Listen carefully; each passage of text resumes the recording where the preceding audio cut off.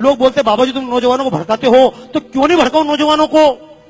एक बार बताओ, पूरे देश के इतिहास में आज तक एक भी 50 साल के बुजुर्ग का नाम बताओ जिसको फांसी हुई हो? हुई क्या? एक का नाम बताओ। ये दिल्ली में बैठकर चिल्ला रहे हैं, बाला साहब पे भी चिल्लाएंगे, नरेंद्र मोदी भी चिल्लाएंगे, इन पे चिल्लाएंगे, संघ पे चिल्लाएंगे, ये सांप्रदायिक हैं, हमने देश को आजादी दिलाई। पर मैं चैलेंज करता हूं पूरे देश के और पूरे प्रदेश के, शिंदे साहब से सोनिया गांधी से लेकर यहां के मुख्यमंत्री तक, एक कांग्रेसी का नाम बताओ जिसको फांसी हुई हो। मैं चैलेंज कर रहा हूं भाई साहब, मैंने तो आरटीआई में पूछा, पूरे देश में तुमने देश को आजादी दिलाई, लेकिन एक कांग्रेसी का नाम बताओ जिसको अंग्रेजों ने फांसी दी हो। अंग्रेजों ने केवल लाठी नहीं खाई, डंडे नहीं खाए, केवल मक्खन और अंडे खाए हैं।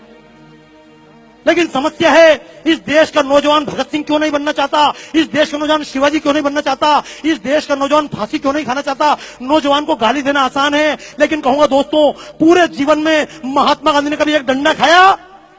बोलो हाँ या ना?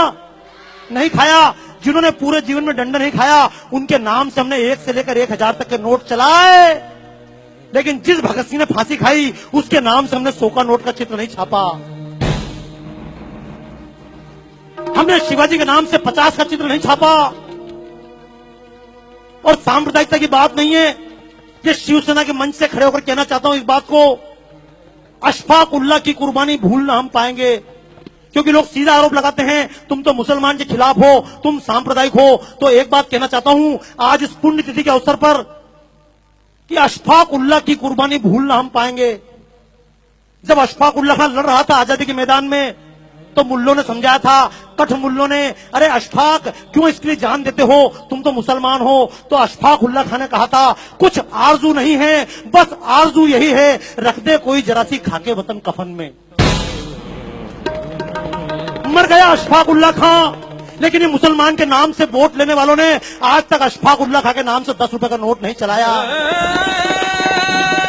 इस देश की लड़कियां, झूठ मत बोलना, पूछना अपनी बच्चियों से, क्यों लव जिहाद के चक्कर में फंस जाती हैं? लक्ष्मीबाई नहीं बनना चाहती, जीजाबाई नहीं बनना चाहती, कैटरीना कैफ बनना चाहती, दीपिका पादुकोण बनना चाहती, क्यों? क्योंकि जिसने देश के लिए प्राण दिए, जो मैदान में लड़ते लड़ते मरी, उस लक्ष्मीबाई के नाम से हमने 1 रुपए का नोट नहीं चलाया। तो दोस्तों, मैं तो एक बात कहता हूं, सरकार नोट भगत सिंह के नाम से चलाए या ना चलाए, हमारे दिलों में छपना चाहिए या नहीं? कितने लोग तैयार हैं? तैयार हो?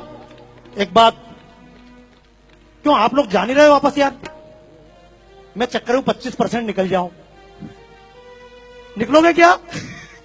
अच्छा सुनो, देखो एक बात बताऊं, जब भगत सिंह को फांसी दी जा रही थी, मैं शब्द बोल रहा हूं, मैं जब बोलता हूं मंच से, कारण समझ लेना, मेरी जितनी प्रदर्शनियां सब विदेशों में लगती है।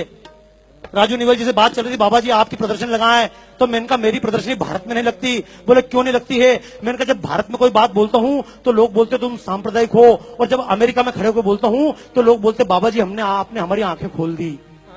तो कारण समझना दोस्तों, जब महात्मा गांधी ने लॉर्ड इरविन से बातचीत की थी, समझौता हुआ था, तो लोगों ने कहा था महात्मा जी, भगत सिंह ने किसी की जान नहीं ली है, संसद भवन के कोने में बम फेंका है, किसी व्यक्ति पर नहीं फेंका। आप भगत सिंह की माफी के लिए बात करो, शर्त रखो, भगत सिंह को माफ करो। तो महात्मा गांधी ने कहा था, ये भगत सिंह, ये अशफाक उल्लाह खां, ये क्रांतिकारी, ये चंद्रशेखर आजाद, ये क्रांतिकारी आतंकवादी हैं। तो मैं भी एक बात कहना चाहता हूं, अगर भगत सिंह आतंकवादी थे तो मैं भी आतंकवादी हूं। और ऐसे आतंकवादी देश के कोने कोने में पैदा करना चाहता हूं। क्यों? अगर भगत सिंह की तरह आतंकवादी देश में पैदा हो जाए, तो अफजल और कसाब जैसे आतंकवादी दिखाई, तो बोलो देश के नाम पे आतंकवादी बनना चाहते हो? अभी तक लोग मजहब के नाम पे आतंकवादी बने, जातियों के नाम पर आतंकवादी बने। हालांकि आतंक का मतलब यह नहीं कि बम लेकर निकल जाना, मारोगे किसको मारोगे? देशवासी को मारोगे क्या? लेकिन कम से कम और किसी को मारो मत मारो, अपने स्वार्थ को मार लेना। जब कभी वोट देने जाओ तो जाति देखकर वोट मत देना।